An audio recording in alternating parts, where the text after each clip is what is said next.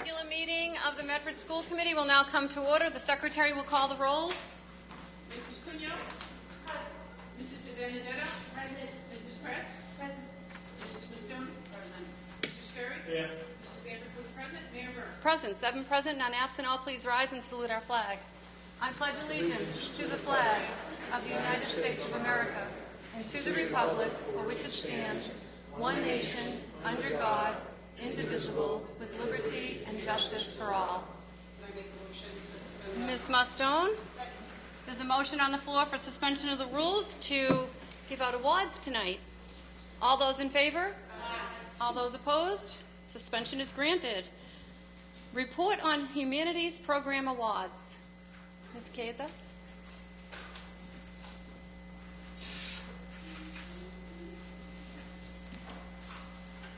Good evening. Good evening. We have a few different awards, many events that have taken place for English Language Arts and Social Studies this year. So we'll be calling up some students to receive awards. I'm going to begin with the Scholastic Writing Awards.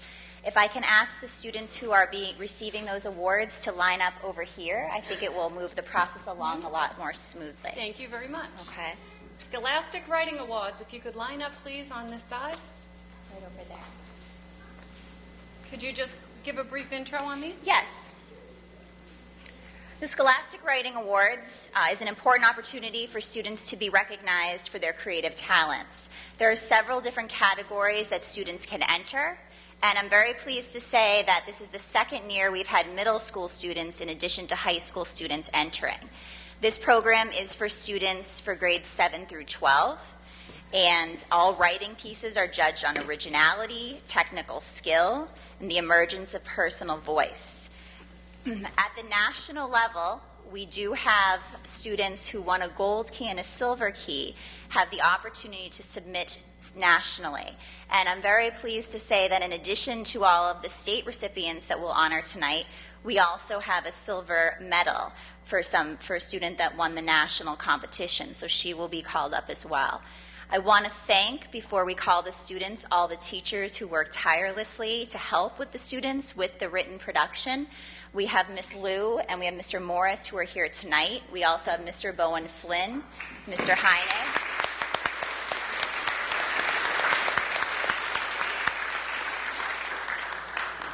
Miss Zeckman from the middle school, Miss Stevens, just make sure, Mr. Heinig, I said, Mr. Bowen Flynn, and Miss Sanford, who worked with the students. So if we can call the students up, I think you'll begin first with the National Silver Medal, and then they'll go from there.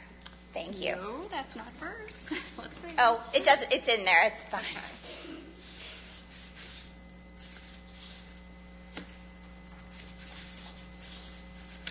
We could just go in the order. It's there. Miss Callie Roy, honorable mention, 2016-17 Scholastic. These are the art awards. I'm sorry. Sorry. False alarm. Okay, Roy, where are they? Let's see.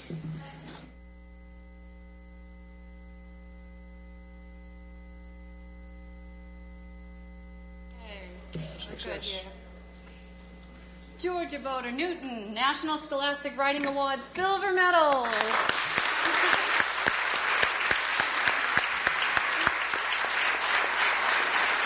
Anticipation is killing you, Congratulations. Yeah, it's only a one-way in and one-way out here. Isabel Becerra, Gold Key Scholastic Writing Award.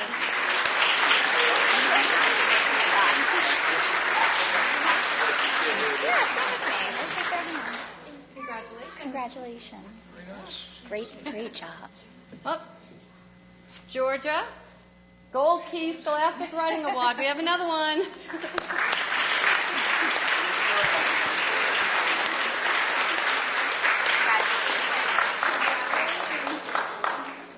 And this one? I don't know. Isadora Martin, Gold Key Scholastic Writing Award. Isadora.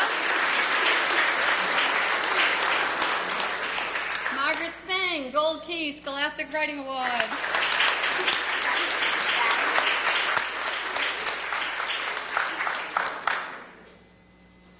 Hello, Margaret. Congratulations.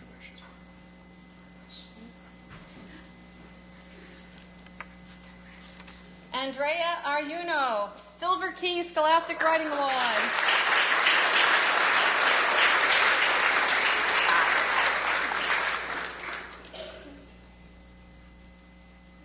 Congratulations.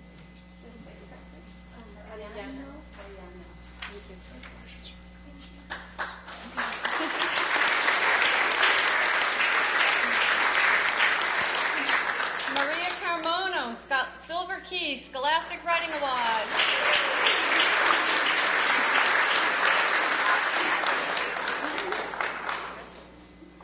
Hi, good to see you again. How are you? Good. Congratulations. We got 10th place nationals too. Excellent. Jessica Dos Santos, Silver Key Scholastic Writing Award. Jessica.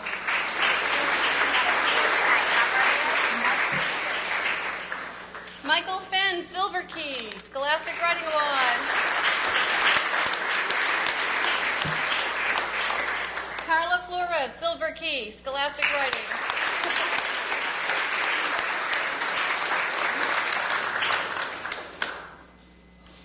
Congratulations. Emily Gaddy, Silver Key from Medford Public Schools. So I assume this is middle school?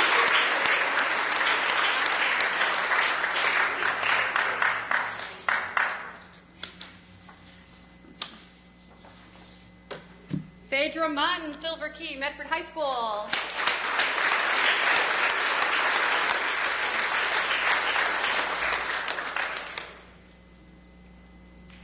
Congratulations.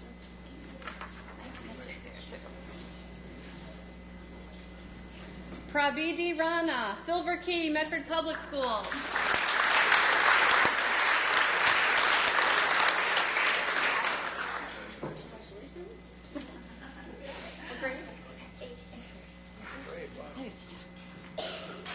Samara Witt Tekeli. Did I say it right? Tekeli? No, not here. A lot of sports events. Georgia, come on back up.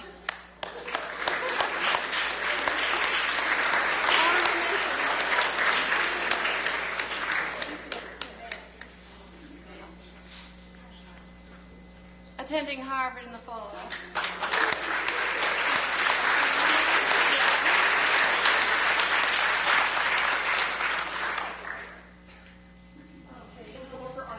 Oh, art, okay. Honorable mentions, Scholastic Writing Award, Georgia. Congratulations. I know. Elizabeth Carey, honorable mention, Medford High School. Elizabeth? Jing Chen, honorable mention, Medford High School.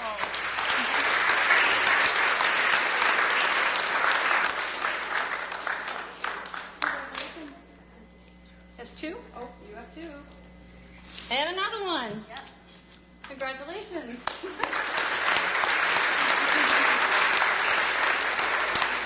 Antonia Collins, honorable mention, Medford High School.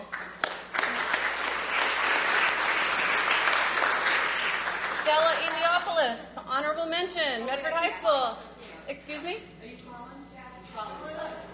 Antonia, sorry.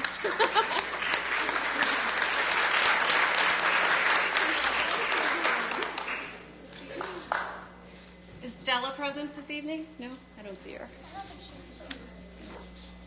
Nicholas Hollings, honorable mention, Medford High School.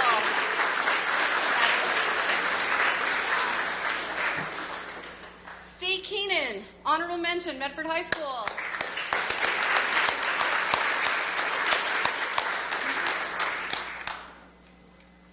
Hello, congratulations. Elena Kornblit, honorable mention, Medford High School. Elena? Evan Lau, honorable mention, Medford High.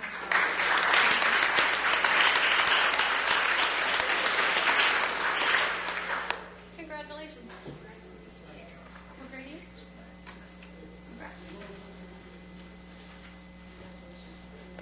Manuel Magayunis, honorable mention, Medford Public Schools.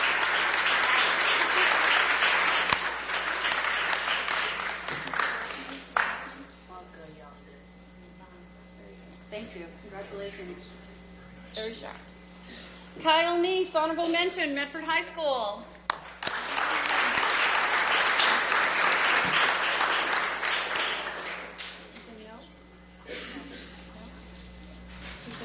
Ethan No, Medford High School Scholastic Writing Award, honorable mention.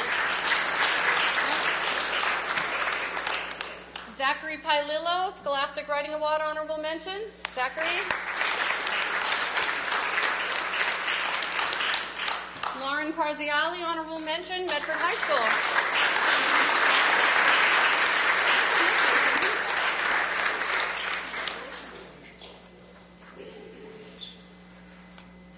Michaela Rothamel, honorable mention, Scholastic Writing, Medford High.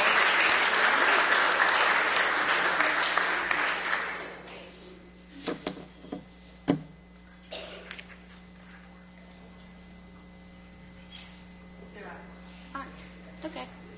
These are the art recipients. Okay. Okay. Would you like to do a little intro? You can stay there. We'll do you next. Would you like to do a little intro?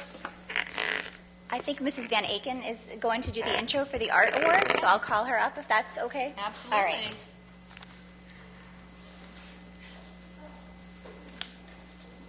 Hello. Hello, Your Honor, Mr. Belson. It's a pleasure to be here, to be able to recognize these young artists for their hard work.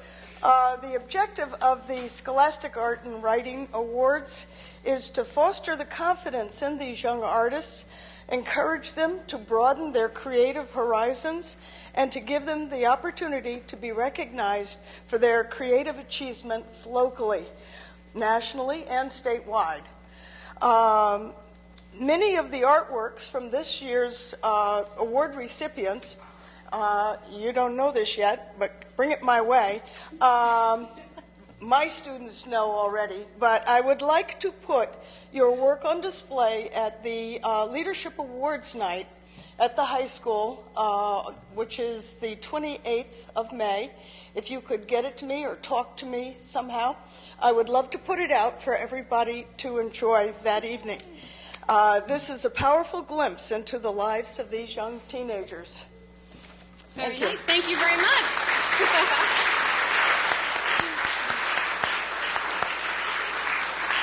have Carly Roy, honorable mention, Scholastic Art Award. Carly, I know you're here.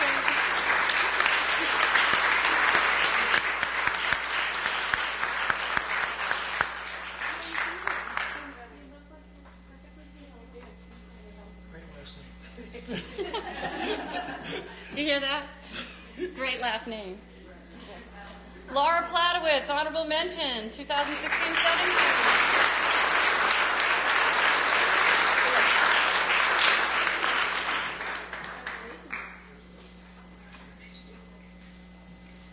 Daria Agbra, honorable mention.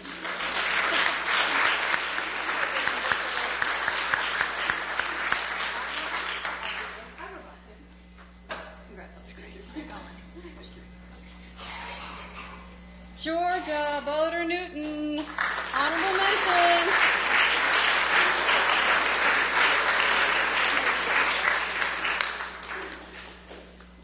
She also played Hillary in the presidential debate at Medford High School that I was lucky enough to attend.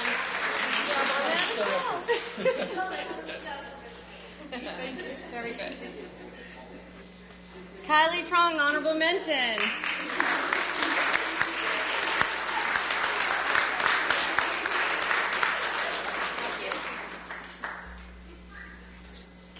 Wendy Vong, honorable mention.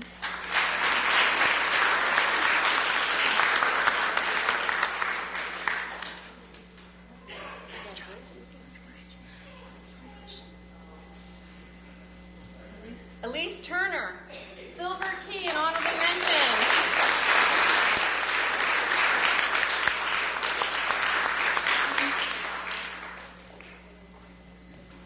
Congratulations. Yay.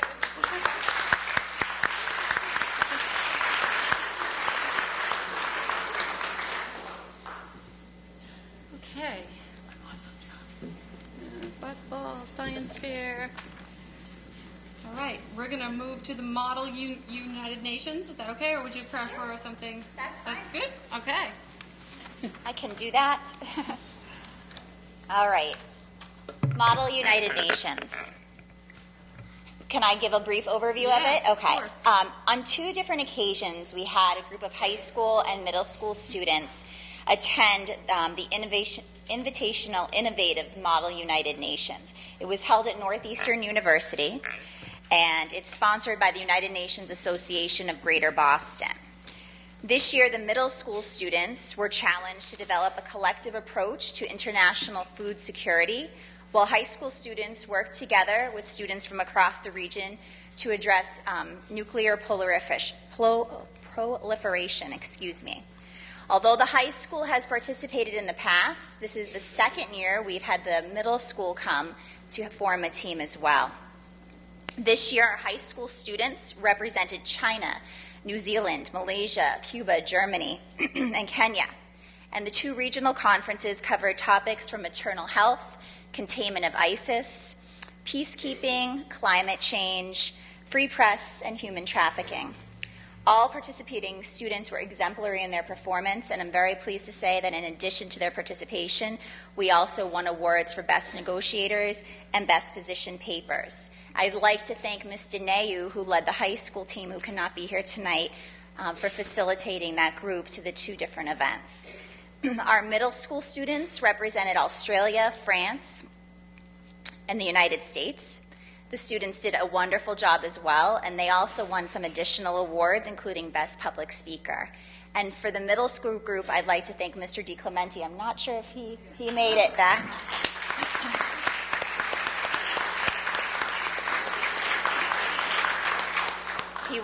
He worked diligently with the students after school to prepare them for this event. I'm so proud of both groups. I'm so proud that we're able to do the middle and the high school. And there's a whole list of awards there for you to read. So, If we could have everyone line up along this window, preferably alphabetical, but...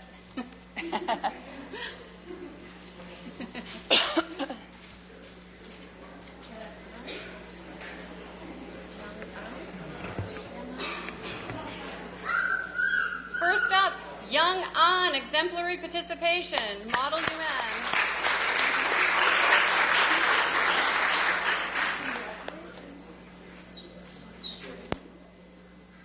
Emmeline Antunes, exemplary participation.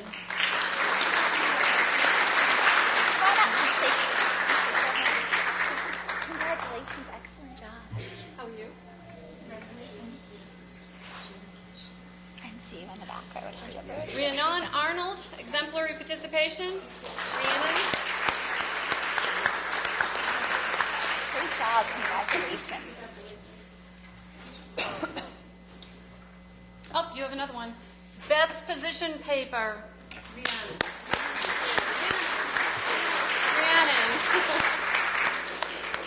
Kayla Beardsley, exemplary participation. Hard work, good job.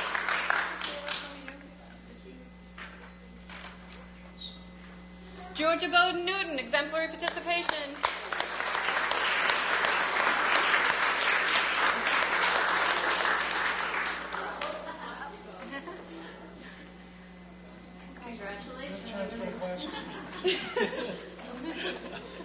Maria Carmona, exemplary participation.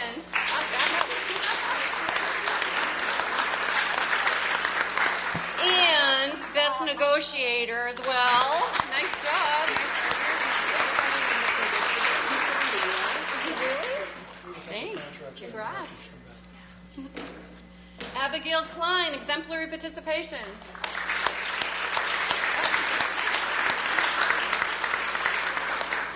And Model United Nations Rising Leaders Award, Best Negotiator. And Yalebone? Are you going to Yale? Yeah. Where are you going to?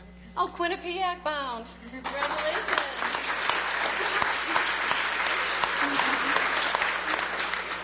Ailish Fallon, exemplary participation. Nope. Christian Gotti, exemplary participation. Christian? No? Did I say it wrong? No, someone was sick and not in the sports. Samuel Graves, exemplary participation.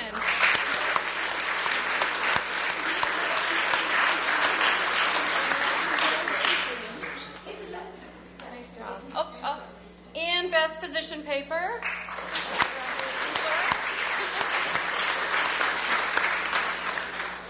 Sean Green, exemplary participation. Sean. Lucy Hines, exemplary participation.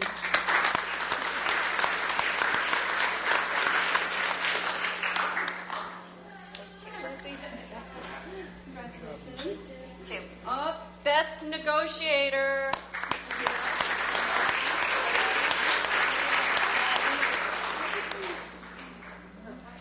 Congratulations. UMass Boston bound.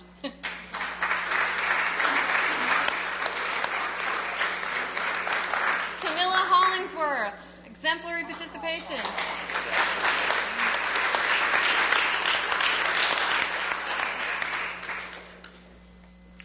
Camilla. Congratulations.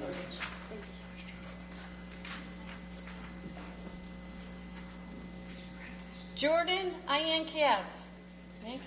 Exemplary participation.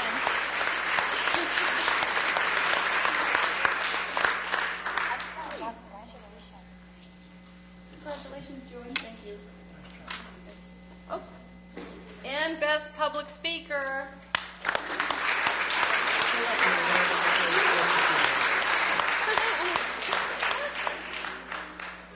Najma Jama, exemplary participation.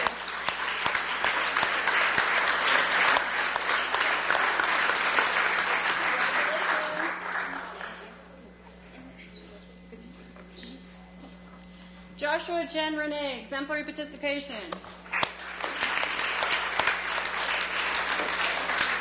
Congratulations. Excellent job. Isaiah Jones, exemplary participation.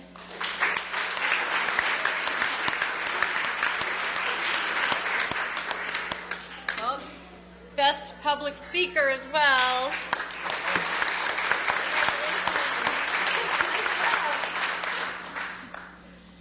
Carson Kurtz Rossi, exemplary participation.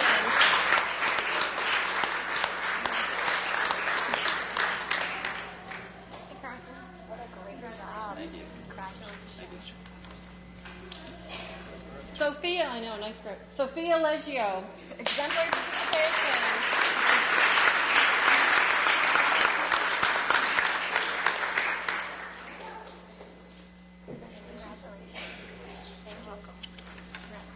Evan Marks, exemplary participation.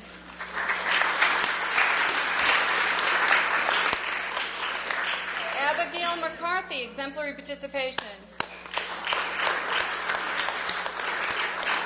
Scott McGoldrick, exemplary participation.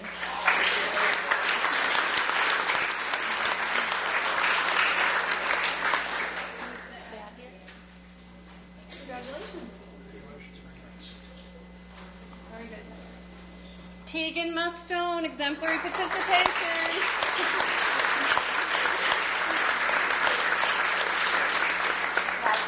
That's a hugger. Congratulations. Iragi Nakira, exemplary participation.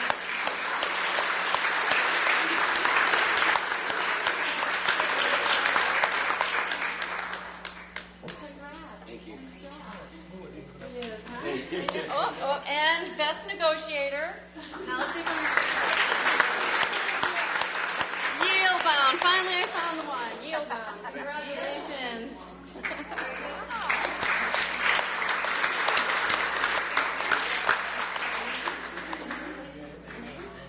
Tyler Yang, exemplary participation.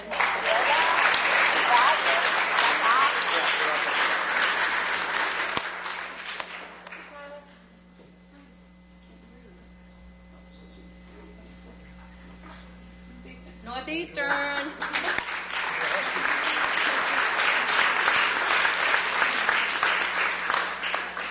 Lydia Ryan, exemplary participation, and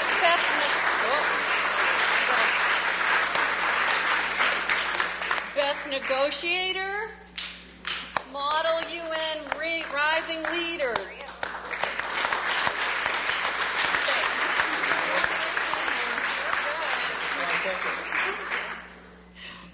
Andrew Sorrow, exemplary participation.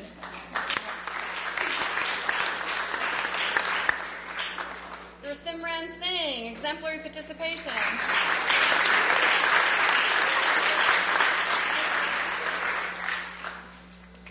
Congratulations. Yes. Oh, and best position paper.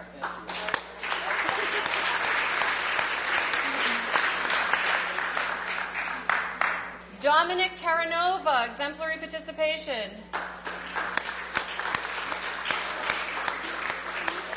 Ryan Thorne, exemplary participation.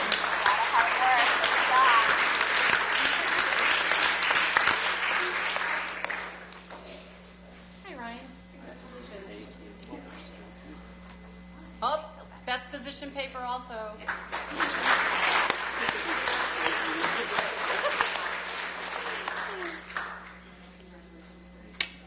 Satya Vaught, exemplary participation. Satya?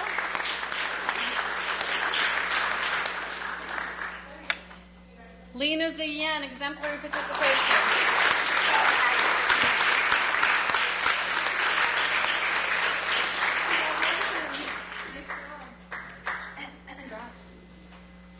Very good.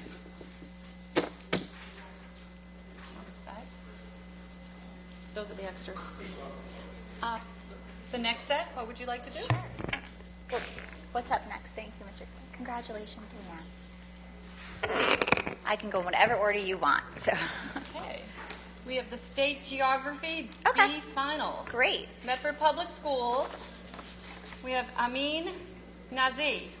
Amin? No? Okay.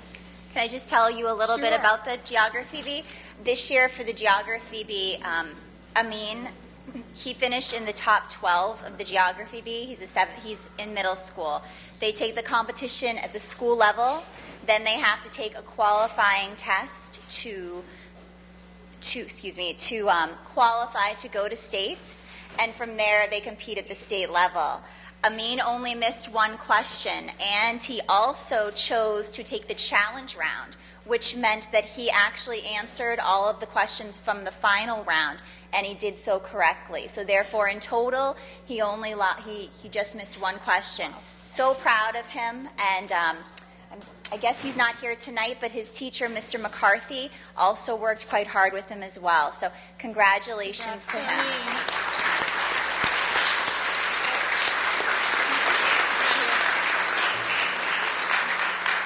Congratulations. Shout out to Amin. Yeah.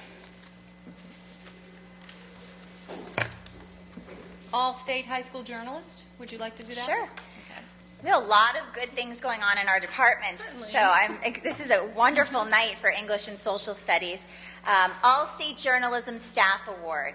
The Humanities Department is pleased to congratulate one of our students who was named as the first All-State journalist by the state of Massachusetts. Only 5 of them in the state of Massachusetts. And she won among students from Wellesley High School and Newton South High School.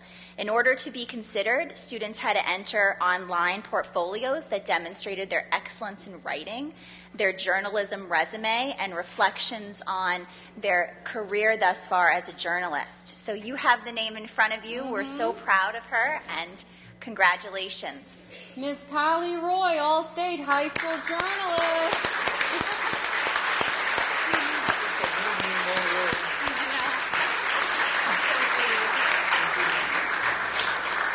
She's also quite the photographer, if anyone's Yes. looking. Congratulations, Carly. Quite an accomplishment. Very proud of you. Kudos.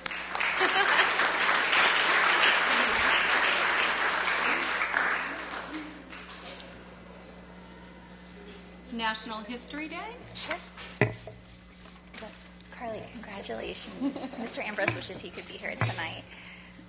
National History Day? Mm-hmm. Okay. The Greater Boston District puts on the National History Day. It takes place in Stoneham, Massachusetts. Nationally, there are over 500,000 students who compete in this historic day. Students are provided with a theme.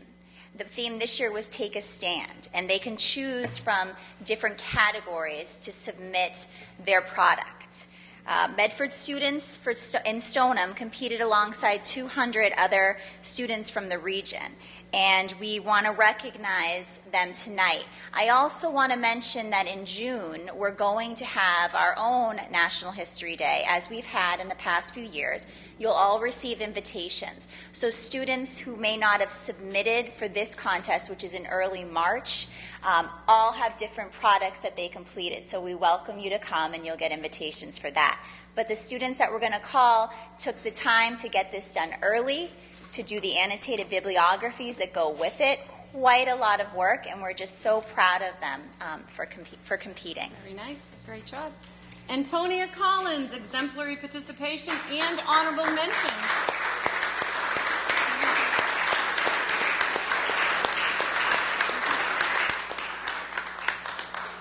Congratulations.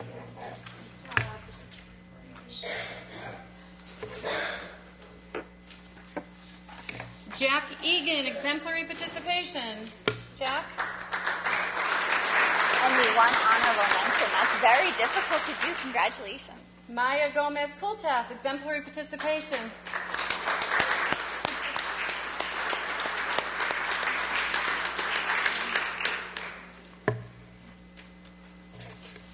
Hi Maya, how are you?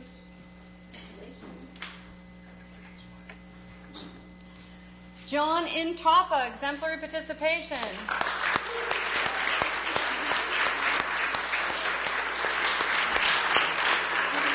Great job.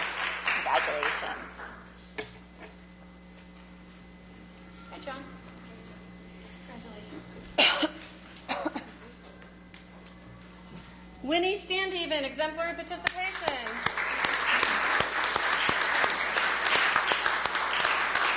Awesome job getting it done early. Correct me. Stand up. Standhaven, sorry. Congratulations. And an honorable mention. Congratulations.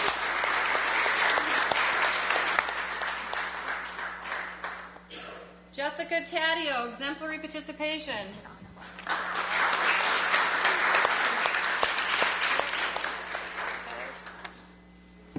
Christopher Walsh, exemplary participation. Chris?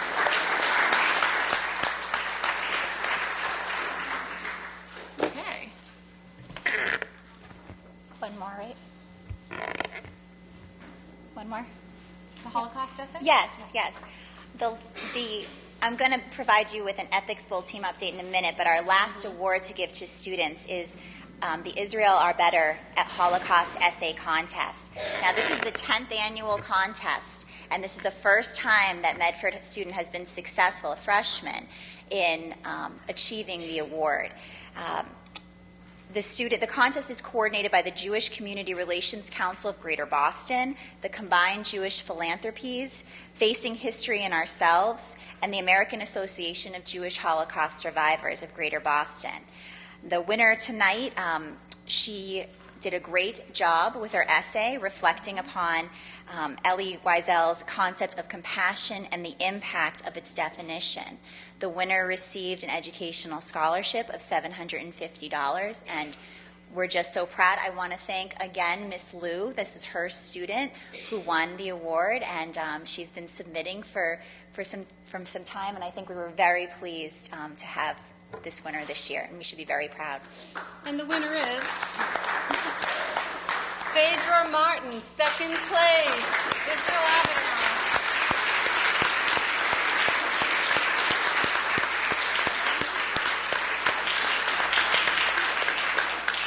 Congratulations. Great job. Excellent. Thank you very much for all the students that came up and all the teachers that mentored them throughout this whole process. We are so very lucky to have you in our school system. So thank you all for that segment. And now we're going to move to science. Oh, Ms. Vandekloot. Congratulations, Phaedra. Hold on. Congratulations, Phaedra. I noticed that it said that the students' work would be posted on our website with their parents' permission. And I have to say, from when it was posted last year, I read every one, and it was great. So I really hope that parents should give permission so that we can read your students' work. Thank you for mentioning that. Very good. Thank you, Ms. Vanderpool. Okay. I believe Mr. Sierra is in the audience. There he is. We can do the Medford High School Science Fair Awards next. Good evening, everyone. 48 Medford High School students participated in the annual Science Fair at Medford High School this year. From our event, a select number of students move on to regional and state events. These events go from March all the way to May. In fact, last week, or I think it was last Saturday, not this past Saturday, was the very final event, which was the state fair. So there are a large number of events that students pass through in order to qualify for each level. At the regional fair, there are 2 students that placed in the top 26. Those students moved on to the state fair, and they placed there as well this past week, so we're really excited to be able to present our awards tonight to all the students that won an award at our fair, and to recognize those students that participated in the regional and state fair. Very good. Excellent. Would the Science Fair recipients like to line up just to make it a little easier for you?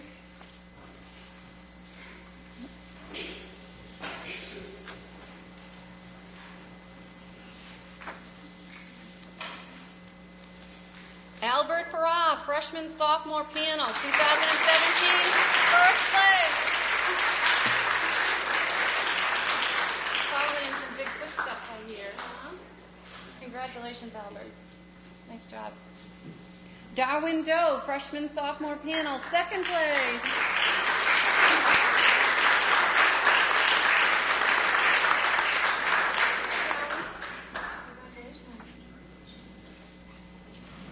Ethan Medeiros, freshman sophomore panel, second place.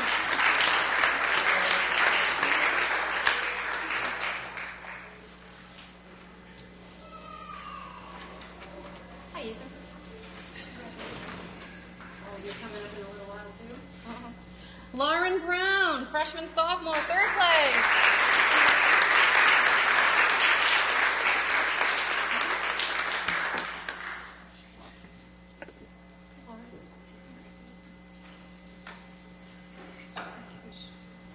Tiago Andre, freshman sophomore, honorable mention. Tiago?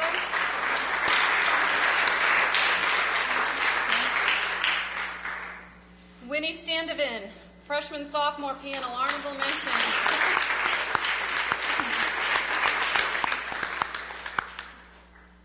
Congratulations. Jessica Taddeo, freshman sophomore panel, honorable mention.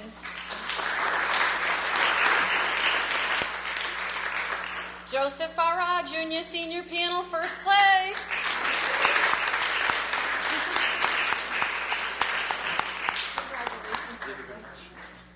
Nice job. Valentina Luma, second place, junior senior panel.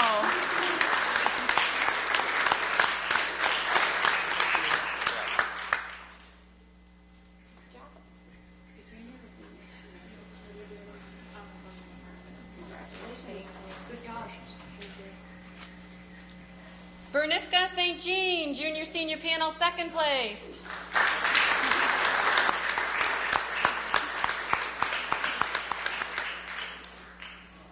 Hi, how are you? Congratulations.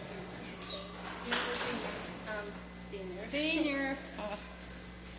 Carson Kurtz Rossi, junior senior panel, third place.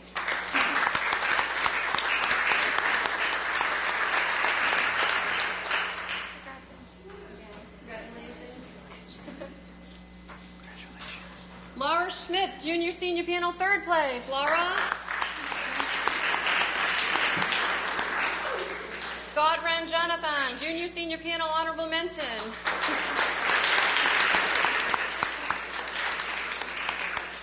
Congratulations. Leora Ferrari, junior senior, honorable mention.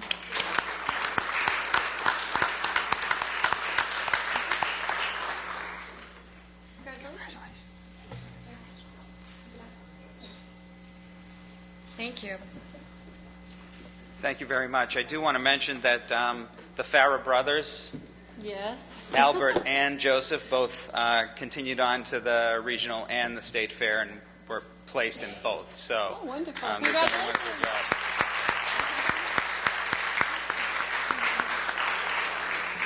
Thank you. Next up, we have the Bot Ball tournament winners.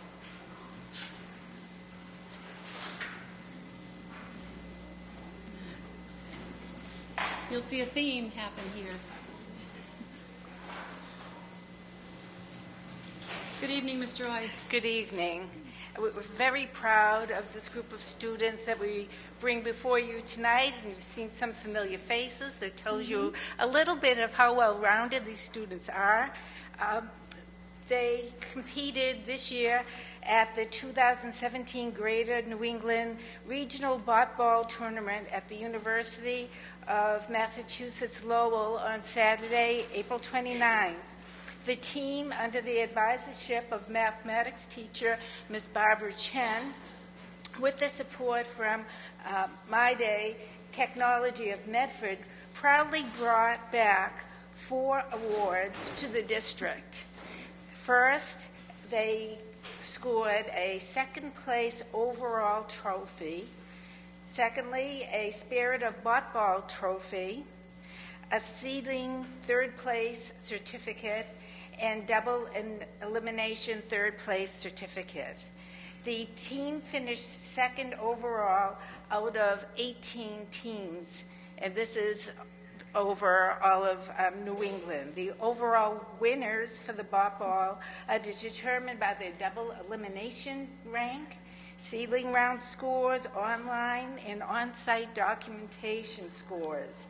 In the seeding, the teams run their robots unopposed and attempt to score the most points possible. In double elimination, the robots from 2 different teams compete on the game table simultaneously in an effort to score as many points as possible, but also to keep their opponent from scoring. In the category of Judges' Choice Trophies, the judges singled out Medford's team for the Spirit of Bot Ball Award. So we would like to congratulate the team members for their hard work, determination, and perseverance. They were here many, many long nights. And Ms. Barbara Chen for her leadership and oversight, and parents, guardians, and community members for their support.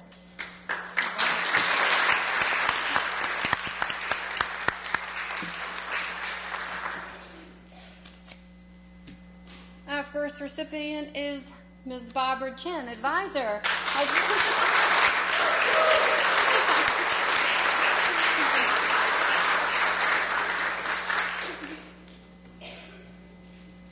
Nice job. Would you like to speak? If you'd like. Would you like to speak? Either one. You can use either. I'm so proud of the team. The students work very, very hard, okay? They take a lot of determination and also persevere, and also they have to make a lot of decisions on their own because adults are not supposed to be involved in the competition. And so they have to decide which strategy to use, whose strategy to use, okay? So they have to a lot of times to work as a team. So this is time for them to develop, work together collaboratively, and they enjoy working together. You can tell. Yeah. Great job. Thank you. Matthew Avella, outstanding performance at the 2017 Bot Ball Tourney. So Matthew, how are you? Congrats. Benjamin Candy, outstanding performance. Joseph Arra, outstanding performance. Congratulations, Joseph. He just changed up. He looks a little different. Maria Galback, outstanding performance. Scott McGoldrick, outstanding performance.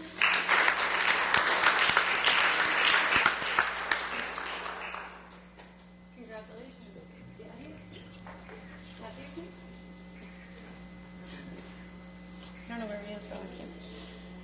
Scott Ranjanathan, outstanding performance.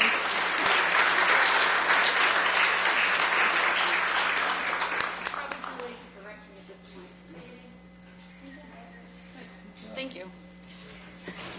Charles De Palma, outstanding performance.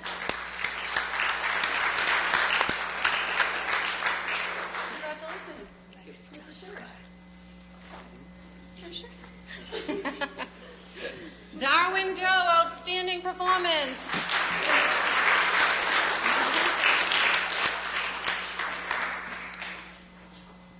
Congrats again. Nice job. Congratulations. Ethan Medeiros, outstanding performance.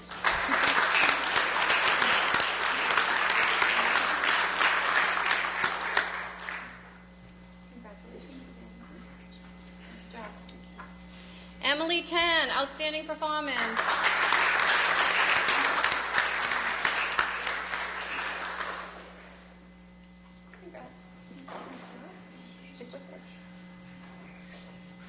Gabriel Crowell, outstanding performance.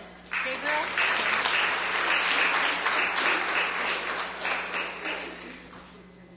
Albert Farah, outstanding performance.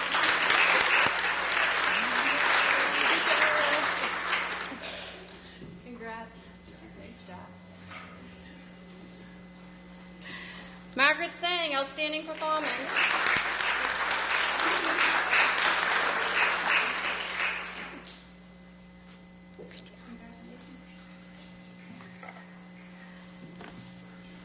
Marthinus Van Shore, PhD, in recognition of support of the 2016-2017 MHS robotics team. Is Mr. Van Shore here? Ms. Joy? Mr. Van Shore? No, he's not here. Not here. Very good. Congratulations.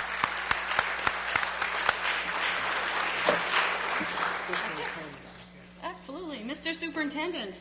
Mayor and members of the school committee, ladies and gentlemen, as you look around, you see the incredible achievements of our young people, but also very important, two things that I want to highlight. One, the diversity of our student body and the achievements of this diversity. And I think that's one of the factors that makes Medford so great and a great place to grow up, because you get to grow up and experience a lot of different cultures and work together. And the second key thing is that all of these achievements come through collaboration, working together with your teachers, working with each other, working as a team. And that's the secret to success in almost anything. Very few people do anything alone by themselves without good help. And so congratulations to all of you, to your parents. They've collaborated with you, you've collaborated with them, you've collaborated with each other, and you make Medford very proud of the way you represent us, both as a diverse community and as a community that cares about its people. Thank you.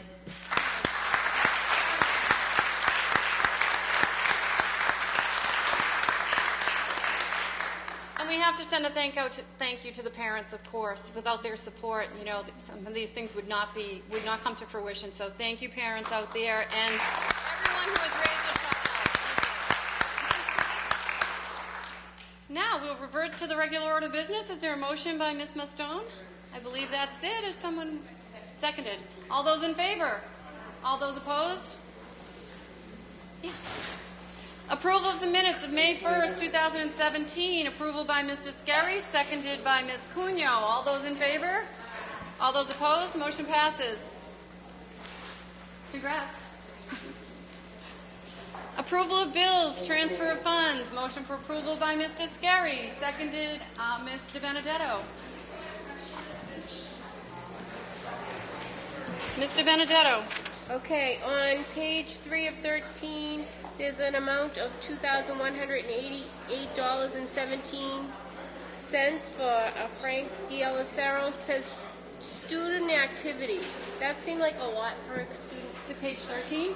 3 of 13. 3 of 13. Mr. Delosio is in charge of the Mustang Mall, and so undoubtedly this is reimbursement for product that he had to buy on behalf of that activity. Thank you. I had a couple others, Mr. Belson, if you don't mind. On page 6 of 13, under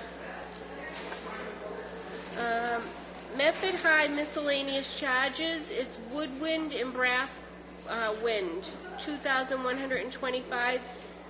Is that for equipment for our high school band, or it just says miscellaneous charges? It's not like directed to a department or anything. Is that page 6? Page 6 of 13, 3/4. It's about 8. Woodwind and brasswing, Medford Yeah. High, miscellaneous charges. That's undoubtedly to support the woodwind orchestra activities. Okay. It just seemed unusual to have a miscellaneous charge of that amount. I can check it. Odd account. Ms. Vanderkloot, point of information? As a secretary, when I signed the bills, I remember signing that and looking at it specifically. I have to tell you, because it's 2 weeks ago, I don't remember what it was, but I specifically looked at it and checked it, because I too was like, the way that it was categorized seemed funny, but once I saw what it made perfect sense. Okay. Also, I'll ask at the end of this. In relation to that, I was just wondering if we sold any of the pieces as well as any of that On income. Saturday, everything was sold at auction. Saturday? And I believe that pre-discount, the auctioneer's price, which is 10%, that they brought in about $20,000. Great. So we'll get a report. We'll get a report on that. Thank you. Happened on this Saturday, so I need a little more time. And then my last question is the last two items on the list on page 13 of 13. And it's professional, textual services, educational, and there's a person's name with the amount of like $2,500 total. Where is this again? The last two line items. Last 2 items, last page. Xenia? Thank you. On page what? The last Page page. 13 of 13. Last two items listed. The last 2. I'll just have to look that up when Yeah. I get back to the It's a office. weird number, 112. Yeah. It's like a grand capital account. Yeah, Yeah, I was just Can look curious. into that. Yeah, I just like to, before I, sure. yeah. I'll have to look that up when I get back. I just like sometimes a little information and knowledge, Sure, I that's understand. all. I have no problem with approving the bills and hearing back from the superintendent about that item. We'll get back. On the second, motion for approval. All those in favor? Aye. All those opposed, motion passes. Approval of payrolls. Move approval. Motion for approval, seconded by Ms. Cunyo. All those in favor? Aye. All those opposed, motion passes. Report of secretary. There is none. Report of committees. Committee of the Whole, May 10th, 2017. Mr. Superintendent. Oh, it's right here. Mayor and members of the committee, this is the committee of the whole that we held last Wednesday on the school councils. It's here rather than read it in totality. If anyone has any particular questions, there's anything in it, you can certainly respond to it, but I think it's self-explanatory, and we'll just enter into the record with your approval. Ms. DiBenedetto. I know at this meeting, we had a very productive meeting, and we met with all the principals as well as some teaching staff, and it was really good insight as to what's going on at each building and how they use the funds that they were allocated this year and what their needs are for next year, and I appreciate the manner in which it's all presented. But at that meeting, we were supposed to have a secondary agenda item, and it's not listed in the minutes, and it wasn't presented at that night, the PTO information, so I would like it added to the minutes because we had moved that report to this subcommittee meeting, and then it didn't happen at subcommittee meeting, so I want it noted that it didn't happen there.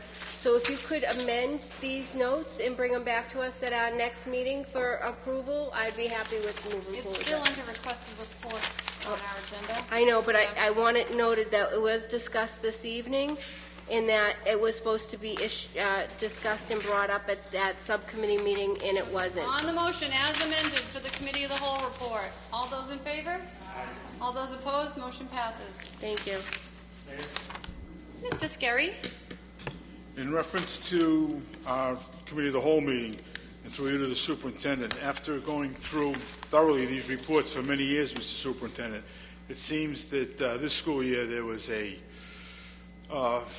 under amount of parent involvement and community reps, and I was wondering if we could instill in our principals to kindly build up the parents that advised them during the year, and if we could get some more commitment from the community to work on these school plans and hopefully keep up the good work that we're doing. I realize it's tough, but I really think there should be a fair amount of parent participation in these meetings during the year and when they present their findings to us. So I just would comment on that. The parents participated in the council development. The attendance at the presentation on Wednesday evening was dependent on the school itself, and several parents were there and were introduced. One school did not have anyone there specifically, except one member who was actually a member of the school committee. Yes. But other than that, each school did introduce people, and there are like 7 members on the council, so it isn't like this, like there's 50 people on a council. But I hear what you're saying, and certainly will, I just feel that there should be more parent input if we're going to foster transparency. Probably in the report. It's in the report. I would hope that the councils would actually consult with the parents more completely, but it's a 7-member council, so theoretically the report reflects them. The high school and the VOC have students on it, but the other are strictly parents and community members. Just as one committee member, I'd like to see more parent involvement in their kids' education. Okay. Ms. Cunyo, and then Ms. Van de Kloot. Yeah, just point of information on the site councils. Some of the schools, actually, if I'm not mistaken, I don't know if it was all the elementary schools, it's been a while, but I do know that at the beginning of the year they have some type of almost, I don't want to say an election, but they do have the letters that go out to the parents asking if they are interested in joining, and then if they do get too many parents, because I guess the bylaws does say that there's supposed to be a certain amount on the site councils, that's when it is brought into some type of an election or a voting system in each school. Over the years, I have been involved, and so I know that that's how it's worked. I know that that's how it's worked in the middle schools and in the high school vocational side. I do want to mention that this year, the last actually couple of years, the high school and the vocational side have had a lot more parent participation than we've ever had from both sides over the years. Unfortunately, depending on people's schedules too, everybody's busy, that we have not had as many from the vocational side on the site council side, on the high school side. So that was just point of information. Ms. Van de Kloot. I noticed at the end of the minutes of the meeting that there were various different items that were discussed, and one we had spent considerable time at an earlier meeting, which was broadcast on TV publicly, so I just want to read it for the record. Meeting with Attorney General clarified the B1, B2 enforcement issue. Schools are not an agent of the federal government for the enforcement of immigration law. Therefore, our schools do not have to remove any existing B1, B2 students. This was a concern among many of the members, if all the members of the school committee, so I'm just glad to see that that was resolved. Also, as a question, I see that there was a discussion to allow direct appointment of fine arts director and the technology director by the superintendent, and I want to ask the superintendent if he's made those appointments yet.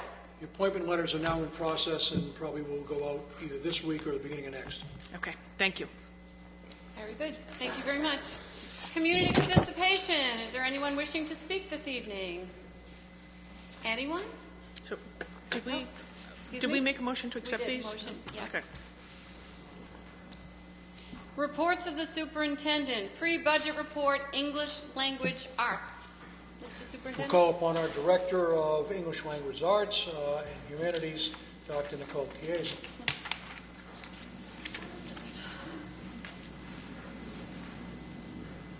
Dr. Chiesa. Good evening again. Is it possible to give the ethics full update prior to going into the pre-budget report? Okay. I wanted to update you all on the Ethics Bowl competition that occurred in North Carolina during the weekend of April 8th. Thanks to the generosity of the Medford School Committee, our Medford High School Ethics Bowl traveled to University of North Carolina, Chapel Hill. When they were there, they participated in the 2017 National High School Ethics Bowl competition, along with 24 other schools. They won 2 rounds unanimously. They lost the 3rd round just by 1 point. And when they tally up the points to make it to the final round, they just fell short just a little bit. Their poise, their character, and their skill was unprecedented. And I want to thank Mr. Esner, who led that group, and Ms. Parsons, who chaperoned the group as well. I'm very proud to say that the Medford's Ethics Bowl team finished in the top 10 in the nation. And that is impressive beyond me. And so thank you for your generosity in supporting the students. It was a wonderful trip. and we all greatly appreciate it. And a few of the students that came up this evening were whispering in the superintendent in my ear that they had placed in the top 10. So they're very, very proud of that accomplishment. That's wonderful. Kudos And to them all. we didn't have certificates tonight because we had honored them in the past, but I certainly want to make sure you had an Absolutely. update on that. Thank you very much. Thank you. Okay. So the English Language Arts budget. The English Language Arts is dedicated to supporting all our teachers in the district.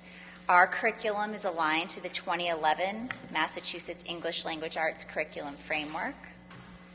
At the elementary level, our instructional materials include Journeys 2014 and additional trade books. At the middle and high school level, we have Houghton Mifflin anthologies, periodicals, and fictional and non-fictional texts. There are 29 teachers total in the middle school and high school, and 7 teachers at the Andrews, 7 at the McGlynn, 13 at the high school, and 2 at the vocational school. And 1 teacher, we have 2 at the vocational school. This year, in terms of funding, we were able to purchase some additional Amazon Kindle Fires, which we have identified as being a great investment in terms of keeping the quality of the text compared to using it on the Kindle. We purchased some additional Journeys materials due to some rising numbers in the classrooms at the various grade levels. Appropriated budget funding also supported the purchase of instructional materials at the middle and high school, including periodicals. And additional informational and fictional texts were purchased in order to allow for continuity among the grade levels. Accomplishments for this year included continued implementation of over 100 e-readers at the high school and middle school level. We continued to do some mock MCAS testing at the elementary and middle school to help comfort students as they prepare for this new format in the exam. We refined some different assessments based on curriculum needs and demands. We stayed current with some recent changes that have just occurred to the 2011 ELA framework. You saw many of the authentic learning opportunities tonight that we achieved great success with. This year, in terms of requesting for funding, I'm asking for an additional funds to purchase Study Island for the middle school, and that would be supporting for the RTI piece at the middle school level for English, and I'm also asking for additional materials to support Tier 2 and Tier 3 intervention at the elementary level. Not sure if anyone has any questions, but thank you for your time for that. Are there any? There's a motion to receive and place on file this report. Is there any? Seconded by Ms. Kretz. All those in favor? All those opposed? Motion passes. Thank you. Thank you. Thank you. One question, Mr. Benedetto. Thank you. When we were talking last week with some of the principals, there was a strong request for our RTI staff. Is this $17,000? What would that go towards? Additional materials for the program. There are quite a bit of Tier 2 and Tier 3 interventions. We have them, but a lot of them are consumables. For example, there's a write-in reader where in the paragraph it's highlighted for the child, and the child can go in and underline. So those are the consumables for the Tier 2 and Tier 3. I'm not talking staffing in that request. Okay. So there was a request for that, and there was a lot of talk about the need for that, and I'd like your opinion on that. I want to... In terms of staffing for intervention? Yeah. I think that first we want to look at the logistics of the schedule, and I've already engaged after that meeting. I received some of the feedback from that meeting. I already spoke with some principals just in terms of organizing the schedule, and I talked briefly with Ms. Caldwell, Assistant Superintendent Caldwell, about that, which we'll engage more in. I think it's logistically in terms of time, if you can logistically put an RTI block in there but the teachers do have the intervention tools, and we have the program in place with the existing interventions. That's the need for the additional cost. I don't feel a need for additional staffing at this time. I'd like to see how it works with the logistics. We do it at the Andrews a lot in terms of scheduling that RTI block. To me, that's step one in terms of getting that in. Does that answer your question? Yeah. Okay. But what was helpful to me is that there were some teachers present, and they explained that they do on their own time, early morning, lunchtime, and I know teachers do that in general, and I know that not all teachers can do that because of their home situations. They might not have that ability, young children, different reasons that they can't. And I just want to make sure that, kids that need Tier 2 and Tier 3, they need more than the materials. And some children, what my goal here is to growth in MCAS scoring. And I really believe that having people, work with those kids that are so close to moving to the next level, that if we do have services in place, that our scores will grow. Right. And that's the community goal, not only the school committee goal or an administrative goal or a teacher goal. I agree. That's a community goal. So I just want to make sure that if that's the need, in order to make that growth happen, that we meet that need for the Tier 2 and Tier 3 children. Right. Sometimes, I know the superintendent talks a lot about differentiated instruction, and I agree with that wholeheartedly, but, we're at a point now that we really need to make strides and want to make strides in growth with our scores, and if this is the step necessary, I really would like to look at that before we close this budget, so that way we can appropriate the correct funding for it. So any time that you have to look at this, absolutely, prior to budget, I would like to hear from you and the administrative team. You guys are the experts, but I also heard from the front lines already. So I'm going to take that very seriously as well. If I may mention, too, some of the Tier 2 interventions that I'm referencing really give a targeted pre-assessment to figure out where the child is struggling in the reading. Is it fluency? Is it comprehension? These materials can then help hone in on the child's need and the grouping and where they need that help. But I have looked at it, and I will look at it again. Right now, I feel like logistically we need to look at how the schedules align and go from there. And I want to say thank you for all your support on that, too. Thank you. Thank you. Thank you. And I understand in ELA our scores are a little higher than they are in the math. So, I'm going to ask the same questions about math, because district-wide our math scores are good, but there's room for growth in any situation. So I know ELA, it might be a little different than it is the situation and the scenario with the math. So thank you, and I look forward to hearing more from you before the budget about what you really think that we need to do. And I just really want you to speak to some of the people on the front. I know you do on a daily basis. I followed up with a few after that meeting as well, and I will continue to do so. Thank you. Thanks. Thank you. Thank you for the time, Mayor Burke. You're welcome. We've already received and placed that on file. Now the social studies pre-budget report. Me again. You'll be done with me soon. The Social Studies Department is committed to providing all students with the academic and problem-solving skills essential for personal development, citizenship, and lifelong learning. We have 27.5 teachers combined in the middle and high school. That would be 6 teachers at the Andrews Middle School, 6 teachers at the McGlynn Middle School, 14.5 at the high school, and 1 at the vocational school. With the generous support of the school committee in terms of funding for last year, we were able to purchase some additional 8th grade social studies textbooks, brand new for them.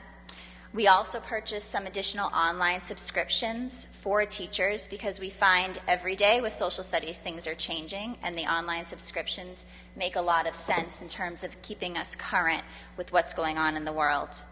Appropriated budget funding also supported the purchase of instructional materials at the middle and high school level, and we had some additional replacement textbooks. In addition to that, we purchased managing licenses for the Chromebooks in order to ease any technology issues, so we could look at it as a whole district technology through the technology department. And we also purchased some additional carts for the security of the Chromebooks. This is for the Global Scholars program, which is offered at the 7th grade level. Funding also supported numerous authentic learning opportunities, which is so powerful for these students, including the Model United Nations that you saw tonight. We have the Royal House visits coming up for grade 5, and some other authentic opportunities as well. And of course, we had some periodicals that were purchased for the middle and high school level. In terms of accomplishments for this year, I want to point out that we've had a significant increase in our senior year offerings. In the past few years, we've had 4 senior classes that were either created or reinstated at the high school level that are fully, not filled to capacity, they're not bursting at the seams, but they're very popular in choice for students. That includes our honors economics class. We brought back our AP comparative government class, and so it's quite strong showing at the high school level.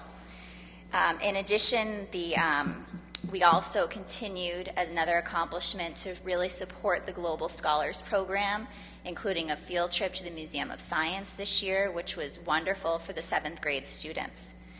We've had a significant increase in community partnerships over the last year, including participating in our Veterans Day that you had a report on in the fall, Day on the Hill, National History Day at the middle and high school level, that Model United Nations that we just honored students for, Law Day, Student Government Day. It's a great experience for many different students at many different grade levels, which is important. We continue to do full integration of grades 9 and 10 at the high school and vocational classes, and we continued with our inclusion, full inclusion at the co-teaching classes for the high school and vocational. This year, for additional funding, I am requesting $16,000 in additional funding for our grade 11 U.S. history textbooks. And the funding would also support an advanced placement human geography class that we are offering at the high school next year. Thank you. And that's it. Thank you. Ms. Vandekloot. Does the human geography course, will it be in place of one of the other AP courses, or it's addition to? We don't think it will be in place. It might. We have to see where the numbers lie with the course requests. I can tell you right now we have 45 students that have already requested it, and our other senior classes still look quite strong in terms of participation. So we're not pulling away that I can see from anything. Of course, if a child asks for AP Human Geography and Honors Econ, and for some reason the schedule was the same period, which we try to avoid, obviously, that would be the only way it would pull. But no, this is just additional interest. That's great. Thank you. Yeah, it's fabulous. It's been great. Very good. Is there a motion on the floor to receive and place on file by Ms. Second. Cunha, seconded by Ms. Vandekloot? All those in favor? Aye. All those opposed? Motion passes. Thank you very much. Thank you so tonight. much Great for this job, by the evening. way. Great job leading this Thank you. department. Thank you very much. Appreciate it. Okay, report on summer programs 2017. Mr. Superintendent? Call upon our Deputy Superintendent to present this report. Ms. Nelson? Good evening. Good evening. We've been busy organizing our summer programs, and we have a full complement of programs. Some of them, as you know, are tuition-based. Some of them are supported by grants, and some of them are supported by regular budgets. We thank the school committee for those particular programs. Again, many of the programs are academic, some are recreational, and some are a combination of both, and we're really servicing all grades from pre-K through grade 12. The dates and times of the programs vary. School does end on the 22nd, so most of the programs will start that next Monday, which is June 26th, and just about all of them are ended by the end of August, or the third week in August.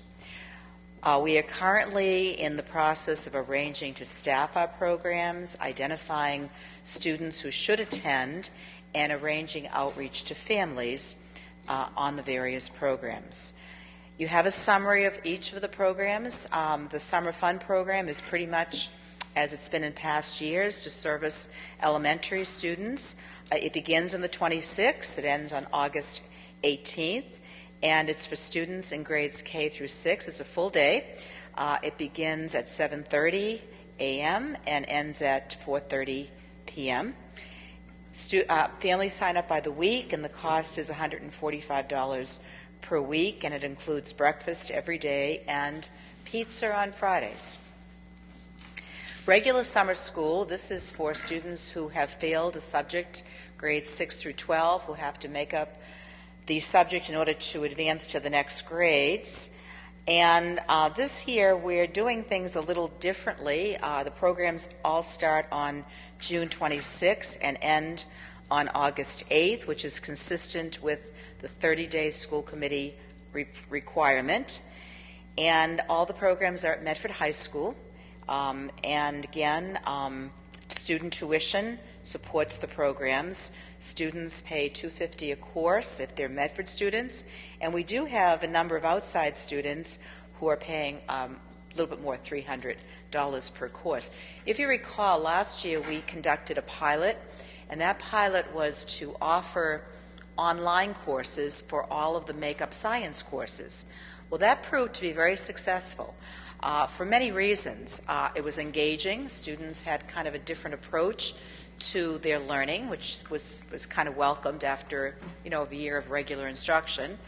The other thing that this did, we were able to offer more science courses, so we actually had students from other communities that didn't have these courses coming to Medford, so that helped to generate a little bit more money. And the other very big plus is that, officially summer school has an ending date, and there are students who sometimes just need a little extra time. This provided them with the time because we allowed those students, because they could work at their own pace, to have a few more weeks in August to complete. And as the supervisors of summer school were telling me as we were debriefing, this led to several more students actually making it over the bar because they had that extra time. So given on that experience, and given on the fact that the school system has made a commitment to online learning, we've purchased a subscription with Admentum, which is online courses, and currently we have seniors who are doing credit recovery using this. We have other students who are just taking supplemental courses, and we decided that all of summer school will be online. Again, we're going to have facilitators for each subject area. What they're doing is they're looking at the course that's the package course, and they're making any modifications to make sure it aligns completely with our own courses. And again, we will be running our summer school online for those grades. The only exception is grades 6 and 7, because again, in debriefing about what happened last year, the summer school coordinators, Jill Sawyer and David Blau, said that the 6th and 7th graders taking all that academic instruction was really very difficult for them, and they really needed a different model. So for 6th and 7th graders, they will still be at the high school, but they'll be in a kind of a different section of the high school, and they will have regular instruction because we felt that age group maybe couldn't handle complete online instruction. And then what we plan to do is to have kind of a break in the middle and offer some kind of an activity that is an enrichment activity, and we're kind of making our decisions now on what that will be. I think we might do a little bit of social emotional. 1 week we'll actually bring them into the vocational setting and let them know more about vocational education. We'll probably have some recreational things. They can run around and blow off some steam. And that will be in the middle part because many of these youngsters have to stay for both the English and math. So that's our plan. We're hoping that, this is a big improvement on what happened last year. And again, that's what we will be doing for regular summer school.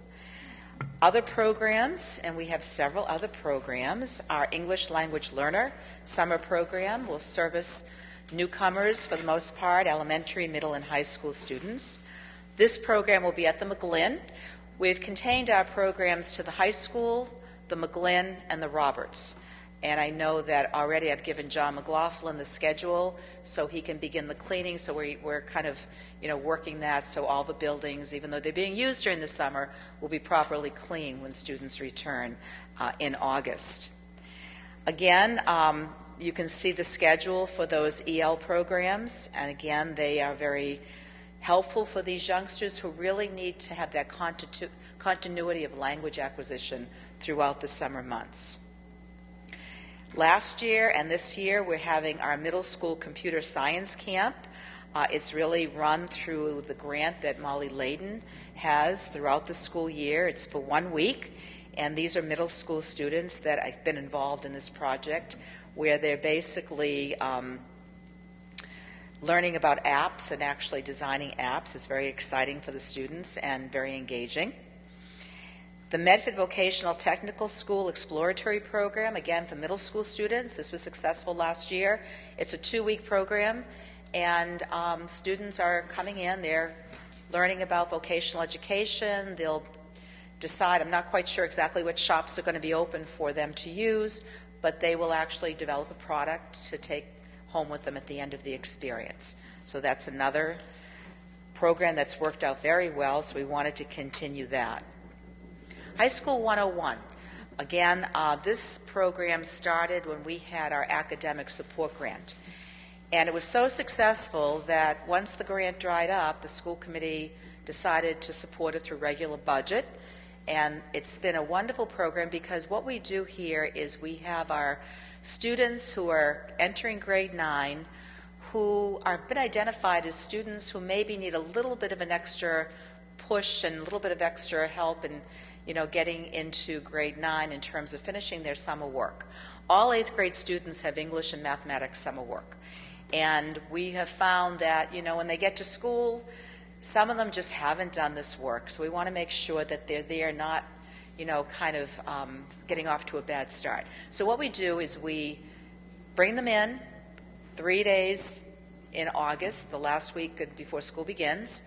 They have teachers there who are helping them to finish this work, and they do academic work for 3 days.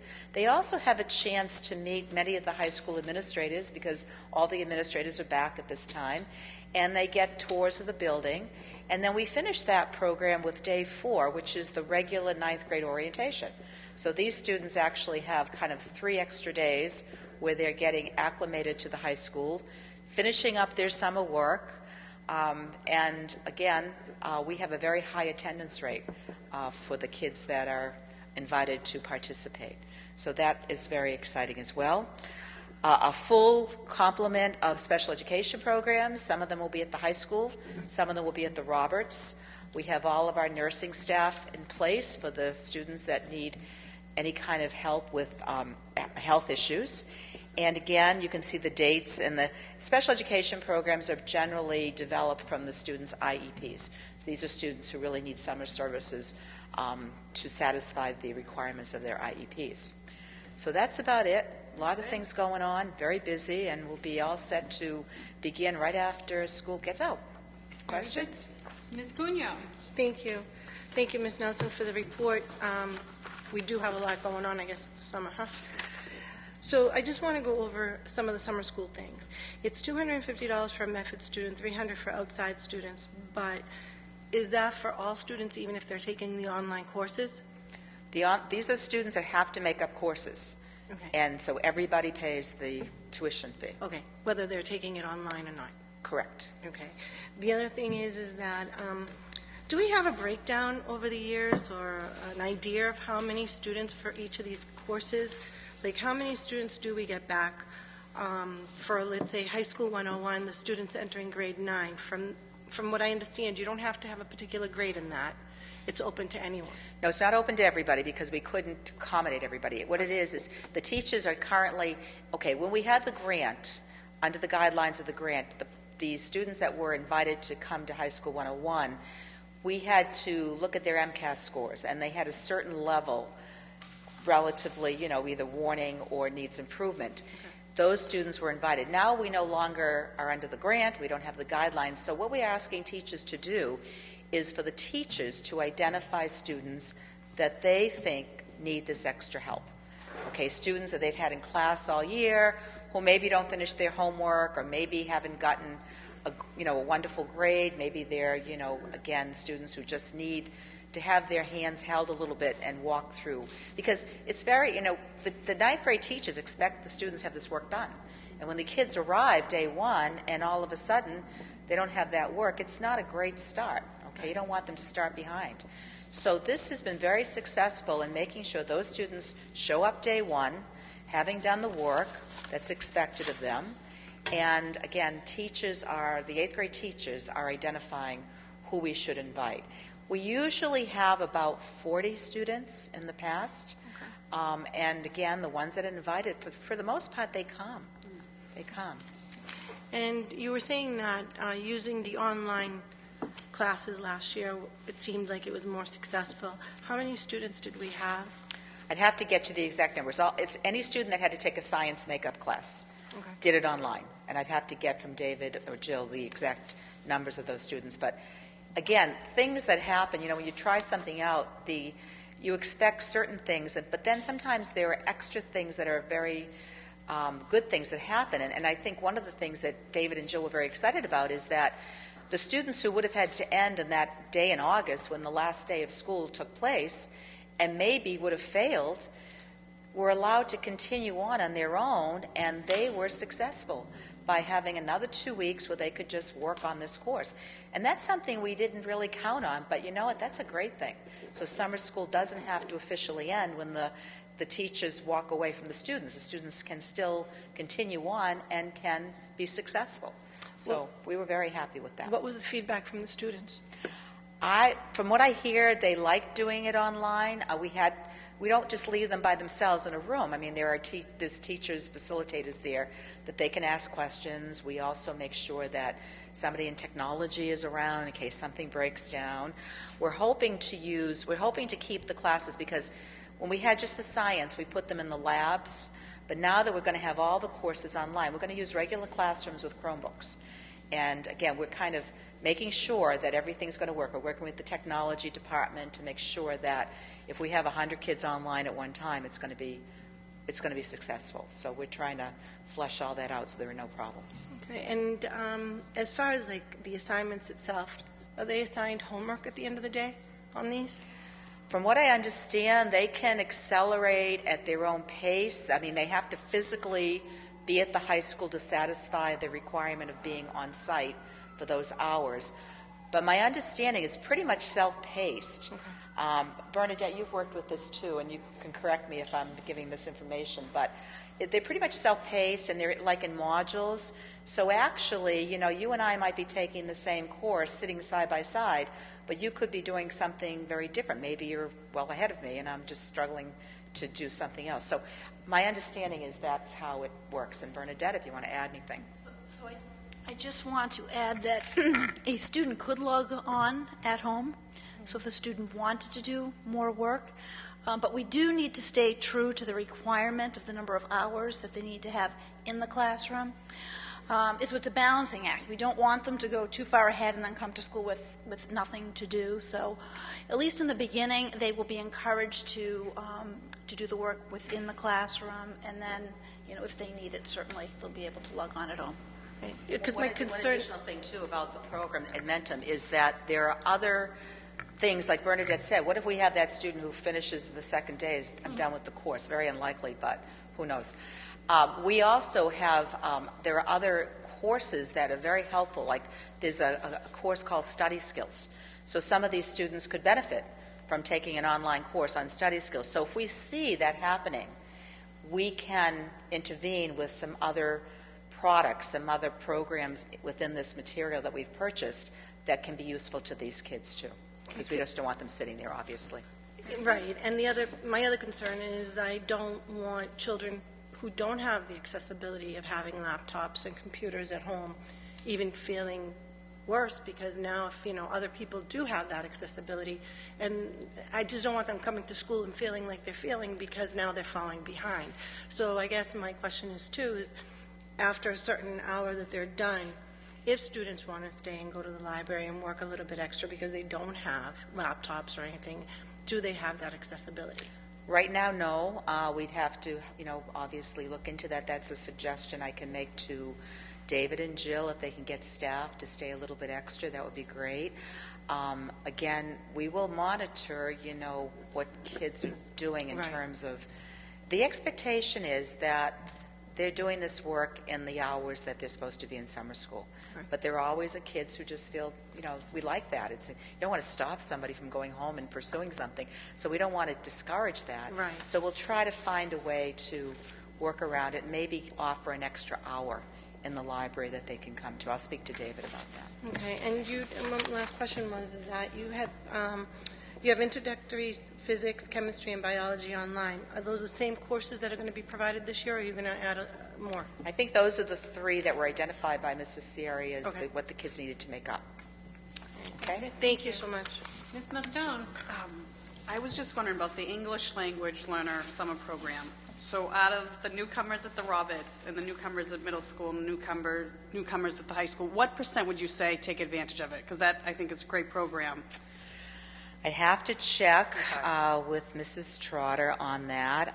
It is free. Right. So free always encourages lunch people and to come. transportation, I would think you could get 100%. Yeah, because she has the grant. That's a Title III grant. Okay. I mean, it's unfortunate that, some of the programs we can offer transportation, some we can offer food. Yeah. But it really is dependent upon if we have grant funding Okay. for that. So I can check with her to see how many kids actually come who are invited. Right, Okay. that'd be great. And Those then- students are pretty motivated, though. They tend to go to most things they're invited to. Okay. And then on the special ed program, the last part is there's approximately 142 students requiring the various services. Do all 142 take advantage of these programs? Well, again, this is part of what they're supposed to be doing on their IEPs. Okay. I believe they get a pretty good attendance rate on that Okay. because the parents want the kids to have the services during the summer. So can I make a motion to, if Kathy could tell us what % comes, and if Trotter could tell us what % comes to the... Sure. Just maybe if they're not 100%, maybe there's a way to outreach more to get more people to them. Okay. Very So good. I will get the data on that. Thank you very much. Ms. Vanderkloot? I just wanted to ask about the summer school program in terms of tuition. For students who are on free or reduced lunch, potentially if they fail 2 subjects, it's $500. Do we have a reduced cost for students who are clearly economically disadvantaged? We work with families who have special circumstances. I know that sometimes it's a payment plan, so they don't have to do all of the tuition up front. And I know there are times that we're very forgiving if the circumstances are such. But we take it on an individual case. To say that everyone who's free and reduced lunch gets reduction in tuition is not what we're currently doing. But we do obviously take that into consideration. Okay. As long as I know that there's... Right. We don't turn people away who need it. Okay. Thank you. Mr. Benedetto? Thank you. My question is actually directed towards the mayor, and it's in regard to the summer recreation book. If that is... It went to print today. Oh, So our summer recreation has a litany of programming, sports camps, some of the programs that you have. We have similar camps that are going to be had, and music camps. There's quite a bit that's going to be in the catalog, and it went to print today, so we're hoping to have it next week. And where will they be available? We'll be distributing through the schools, we'll be doing backpacks, and it'll also be online. Will there any be up at the library, just in case people We are always there? put them there. Okay, great. Thank you. Yes, Ms. Vanderkloot? Just one last thing. Whenever we discuss the summer fund program, I think I ought to give kudos to Anne Marie Cunyo, our colleague, who really got it off the ground. So just want to mention that. Very good. Is that? Ms. Kretz? Thank you for the report. I just wanted to mention we were at the West Medford Community Center the other day, and they're having a summer camp as well. It's 10 weeks, June 26th to September 1st, 8 a.m. to 6 p.m., middle school, 6 to 8, and it's $175 a week, and you only pay for the weeks you need. So I just wanted to mention it, and if anybody's interested, there's still spaces limited, but there's still space available. Very good, thank you. And they have continuing after-school programs. Yes. Yeah. Yeah. Very good. Is there a motion on the floor to receive and place on file? Ms. Vanderkloot has a question? No, I just noticed that in our the form it says that the summer fund program runs 7:30 p.m. to 4:30 p.m. It just needs to be corrected. Just in the report. Thanks. Eagle eyes. Very Very good. Backwards. Back to the future. There's a motion for approval offered by Ms. Vandekloot, seconded by Ms. Cunha. All those in favor? Aye. All those opposed? The paper is received and placed on file. And our final report on English Language Learners Newcomers Program redistribution. Mr. Superintendent. So one of the discussions we've had recently is the concentration of students who are ELL in any one elementary school. And the newcomers program has historically been at the Roberts, but the numbers have become very substantial. And one of the discussions that we had was how can we spread them out and redistribute them a little bit more. In earlier discussions, we talked about splitting, let's say, grades 1 and 2 at one school and 3, 4, and 5 at another. And so this particular report tells you that next year it's our plan to send grades 1 and 2 to the Brooks School for two reasons. One, it will redistribute the newcomers program, not all ELL students, but the newcomers program. And also, it will create more of a balance between the two schools because the population at the Brooks is lower than the population at the Roberts. Put the two together, they'll come up with a similar population, and the diversity level at the Brooks will increase substantially, and with that will be helpful as well. So that's our goal, that's what we're doing, and we plan to move ahead unless there's an objection. Do you have any questions, Ms.? No? You're good? Very good. Mr. Benedetto. I think this is a great idea, Mr. Superintendent. There's been significant parent presence at some of our meetings worried about the class size and where space was available at our schools. And I really believe that this is a really good way to look at this, and we can watch it closely next year and make any other adjustments. All that I ask is if there does cause hardships to individual families, that you take that into account and work with those families and make sure that the transition works well for those families. And if there's great hardship of separating siblings, you keep that in mind when placement is necessary. I think it's very important for us to maybe make a statement at this point in time. And this, we talked about this the other night at the middle schools. We can't make everybody happy all the time. There's going to be decisions that are going to be made that are going to require people to accept certain kinds of things for distribution purposes. Now, this year we'll do it with the elementary, but as we go into next year, we're going to have to take a very strong look at the middle school and redistribute students, because otherwise one school will be very heavy with certain types of students who require certain services. Other schools will be less populated and have other challenges. So people ask for certain things. We do our best to accommodate them. From time to time, we have to make a decision, and not everybody's going to be happy with that decision, but that's the nature of trying to be fair to everybody. And sometimes in transition, there are a few people that feel like we didn't consider their particular situation, but we'll try to consider as many situations as we can. Very good. Ms. Vandekloot. I think my biggest concern is sometimes older students are in charge of looking after younger siblings, and by splitting the families between two schools, which I certainly understand why we're moving in that direction, that could create some issues, and that's the place that I'm most concerned about.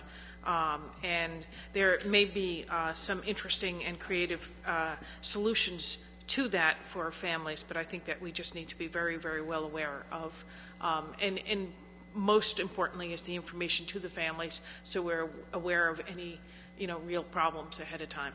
One of the things we'll do after tonight is we'll actually reach out to the families that will be affected by school transitions this week and start to let them know that what our plans are. And then we do have after-school programs and other things like that. We can work out some arrangements for people who have particular needs that really are under stress. But we've got to be very careful that we don't just assume that everybody is going to get everything that they want, because if we do that, we give ourselves an unbearable goal and an unattainable goal. So from time to time, you make a decision, you do it in the vast majority of people involved, and you try to work on the edges with the people that may be affected adversely. Could you address what happens in third grade when they've finished, let's say, In a third second grade, grade if they're, newcomer? hopefully by third grade, they're no longer a newcomer. Correct. So they can go back to their school of origin or their geographical school. And they'll have a preference in that transfer? Right. They would go back to their school of origin. So the goal is to get them out of the newcomers program as soon as possible. A couple of years should do it. And that would hope that they wouldn't have to go to the Roberts. They could go back to school of origin. Okay? Very good. All set? Mm-hmm. Ms. Cunyo? That was my question. Okay. All righty. Is there a motion to receive and place on file? Mr. Scarry made the motion. Is there a second? By Ms. Vandekloot. All those in favor? All those opposed? Motion passes. Mayor, just a couple of announcements. I'm taking there's no negotiating legal matters. No. We have one item of new business. Be it resolved that the Medford School Committee expresses sincere condolences to the family of Reverend Edward Dowdy. Father Ed was the pastor of the Collaboration of St. Francis and St. Joseph Churches in Medford. If you could all please rise for a moment of silence on the passing of Reverend Father Dowdy.